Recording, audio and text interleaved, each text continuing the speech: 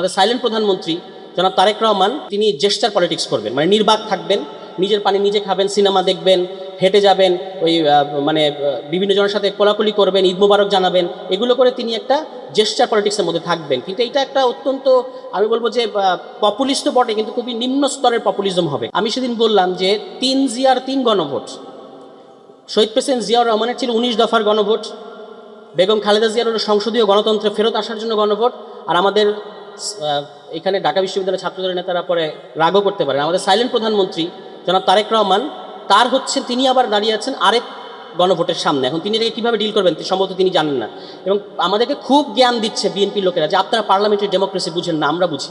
তো আমরা দেখতে পাচ্ছি যে পার্লামেন্টারি ডেমোক্রেসিতে বিএনপি সত্যি সত্যি কিছু অভিনব জিনিস ইন্ট্রোডিউস করছে। যেমন সংসদ নেতা উপস্থিত থাকা অবস্থায় স্যার বলছেন, মানে স্যার সালাউদ্দিন আহমেদ বলছেন ইয়েস আমি সংসদ নেতার পক্ষে বলছি, আমার পরে উনি বললে বলবেন, মানে ব্যাপারটা এরকম। হ্যাঁ, তো মানে সংসদ নেতা উপস্থিত থাকা অবস্থায় সংসদ নেতার পক্ষে আরেকজন কথা বলেন, এটা আমাদের পার্লামেন্টারি ডেমোক্রেসিতে আগে দেখা যায়নি। তো এটা সম্ভবত তাদের দলীয় সিদ্ধান্ত। যত বিতর্কিত কাজ, যত অজনপ্রিয় কাজ, যত এই ধরনের কাজগুলো করবেন স্যার, উনি এগুলো ফাইট করবেন।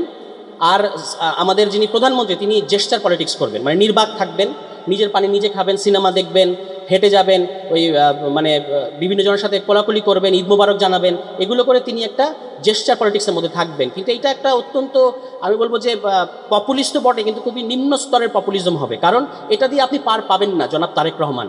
বাংলাদেশ যে জায়গায় গেছে এই গণ অভ্যুত্থানের পরে, বাংলাদেশের মানুষের, এখানকার তরুণদের অ্যাসপিরেশন, ডেমোক্রেটিক অ্যাসপিরেশন এমন জায়গায় গেছে, তারা আপনাকে তাড়িয়ে বেড়াবে। যে আপনি কখন গণভোট বাস্তবায়ন করার আগ পর্যন্ত তারা আপনাকে তাড়িয়ে বেড়াবে। এই ব্যাপারে আপনি কথা না বলার আগ পর্যন্ত তারা কিন্তু আপনাকে ছাড়বে না।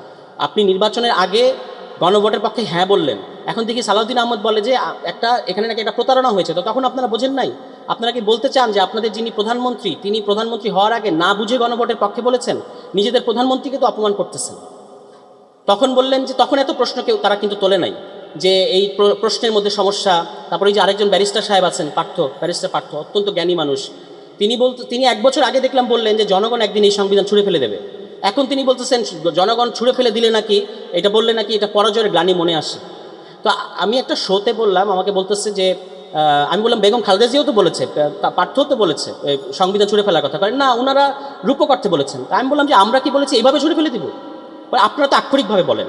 তা আমি বললাম যে আমরা আক্ষরিকভাবে বলি মানে কি আমরা সংবিধানকে এইভাবে ফেলে দিব? আপনি কি এটা মনে করেন যখন আমরা বলি যে সংবিধান ছুঁড়ে ফেলে দেওয়া হবে, তখন কি আমরা সংবিধানটা হাতে নিয়ে এইভাবে করে ফেলে দিব?